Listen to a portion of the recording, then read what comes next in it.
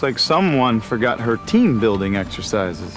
I'm not apologizing for not wanting her here. You know, Stefan just brought her here to make it seem like he's moving on. He wants you to think that he's over you, and he wants me to think that I can't get under his skin. You know, you're right. With any luck, I'll only have to tolerate her for a few more days, and then we'll find the cure, and I'll never have to deal with her again. Human Rebecca. Can't imagine her without fangs. You know, you've never talked about what you'll do with the cure once we find it. Will you take it? I don't like to speculate.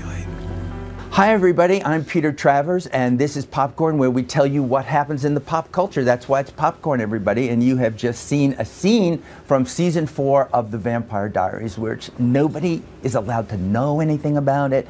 Everybody is quiet. It's as if you're giving away state secrets. The Vatican doesn't have secrets like this, but I'm going to change all that because my guest today is Ian Somerhalder. Welcome. Good to see you, my friend. Welcome. Good to see you. Thank you for having me. Tell us everything that happens until the end of season 4. Now, we just expose everything. We just discussed. Well, you just discussed the fact that we can't. So maybe what we should do is we should do this from the Vatican, and we'll unlock the secrets of both. We'll both do the Vatican and the Vampire Diaries. And both start with V's. Yeah, I never kind of thought that. It's been a long time since I've done something semi-professional with you. I don't do anything professional usually. It's semi. But this is the semi. I understand that's half professional. Right. That's the way it works. But I wanted to start with Vampire Diaries because it is me. You know that I've been through Vampire Diaries from the beginning. You have. I know who Damon Salvatore is. I know what you're playing. I've been through Elijah and Klaus and Silas. I've been through you being in love with Catherine, and then Elena, and then not knowing, and then being conflicted. But what would you say to those poor benighted souls out there who have never watched it, who might want to come in right now when I say to you, Ian Somerhalder, who the hell is this Damon vampire you're playing? He turned into a vampire in 1864. He was in love with a woman. Civil War was ending. The Civil War was ending. He fell in love with this very beautiful woman who he and his brother had relations with at this, well, not at the exact same time, maybe an hour or two after. It was, and it was still creepy. But he was so in love with her. And it was that naivete of youth that allowed him to fall so deeply in love with her, and ultimately she betrayed him. And so he spent 150 years searching for her, only to find out that they don't love you. They wanted nothing to do with you. And I think that sends him on this downward spiral, but as he's going down the spiral, he's always looking up, making the best out of it. This guy really enjoys himself. He's funny. He is funny. He's not as funny as he used to be. I know, but he still can get it. He can still get that remark in there. He gets really it in there. good put down. He gets it in there. He's horrible to his brother's hair. He is. He really is. He likes to play with his brother's hair. What does Paul think when you have all those put downs of his hair? He laughs. He laughs. Paul Wesley's actually one of the funnier people I've ever met. So if you go at him with something, he comes back very quickly, and usually in a really great accent.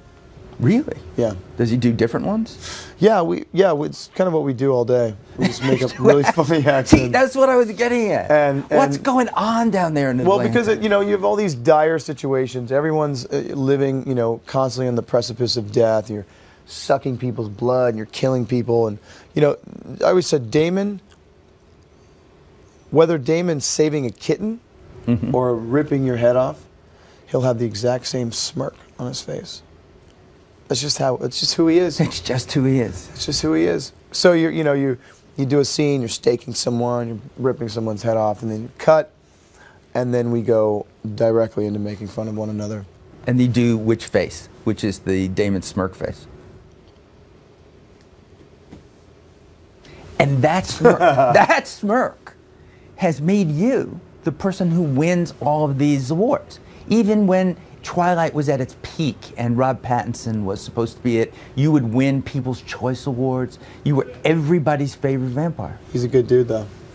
Really? By the way, we're very, very, very thankful of the success of the Twilight franchise, because it ultimately gave paved the way for us. I thought you guys never went near it or never even looked at it. Near what? You kept Twilight. I've never seen it. See, there it is. I've never Liar, seen liar, it. pants on fire. No, there actually, had never to have have. been one moment. Never. that- Not, I saw one scene, and not even a scene. Yeah. No, I saw a trailer. There's one where there's a car skidding or something, and Rob Pattinson blocks it or something. Mm-hmm. But I never. And you said, I can't watch any more of this. No, I just never wanted. I never wanted to judge myself. I never wanted to, or compare notes. I just figured ignorance is bliss, and I'd be the only person on the planet who has never seen it. I take pride in that. I think you should. I think this is a good thing you heard it here. It's never going to happen, even when Vampire Diaries is no more, which I can't imagine happening. Because you never die. I mean, even when you were on Lost and you were Boone, you came back. Yeah, but I died. You died, but then you're there in the finale again, you know, and you came back. That was a phenomenal experience. I'm sure it was. That was so cool. You know, after the 6-year run of that show, that final scene with everyone was heartbreaking. You know, these people are like my family, so we were all there. It was definitely last day of school kind of stuff. But Terry O'Quinn playing guitar, everyone singing, you know. Any Kumbaya was... We Kumbaya. I bet I have video. Happened. Why isn't that on the DVD?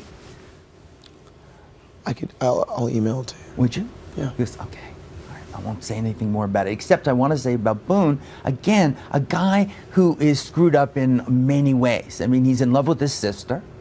That's always a problem. I think it is. That's always a problem, no matter what you do. Even for vampires, it's a problem, I think. Yeah. I mean, good thing Damon didn't have a sister. He might be in love with her. I mean, he loves his brother, but he's not in love with his brother. But there was an episode, a recent episode, where the brothers have this conversation about Elena. Yeah. And it's beautiful. It's really well done. Well, thank you. Yeah. You know what? There is some great stuff between the brothers. I think, especially now, we're in search of this cure. And if, by the way, I say cure 900 times a day. Do you? So if you find me going in roundabout ways to describe it without actually saying it, yeah. let's look up some synonyms. Yeah. That the boys, they have these very choice little bonding moments over this whole thing with Elena, but Damon doesn't want her to take it, and Stefan does. So there's that really great kind of push and pull with the two of them. You know what I mean? Well, there's the push and pull, that's the emotional thing. But the thing that happens to people like myself who watch this is that we believe everything is true. We will talk about the sire bond like there is such a thing. There is, actually. I mean, well, that's what I worry about. You guys are in Atlanta. You're saying this all the time about the cure. Only one can have it. One can have it. You know, and you're believing it, aren't you? Yeah. This is the kind of life that you're living. I can make you believe it here. How often are you with the therapist? Yeah, is this it? Done. Can you believe it? Oh, I really do. How often am I with a therapist? Yeah, about living that kind of a life. This is my therapy. This is it, just talking it through. Yeah. And, not revealing to interviewers recline? what's actually happened. No, nothing No, happens with these chairs. they don't. Well, you can make it do almost anything you want to do. If I looked at this chair in the eyes, I could make it. You could do that. Do you love doing that scene when you just... It is fun. It's highly manipulative and a little fun. All you need is Peter, Travis. That's all you need. Peter's all you need.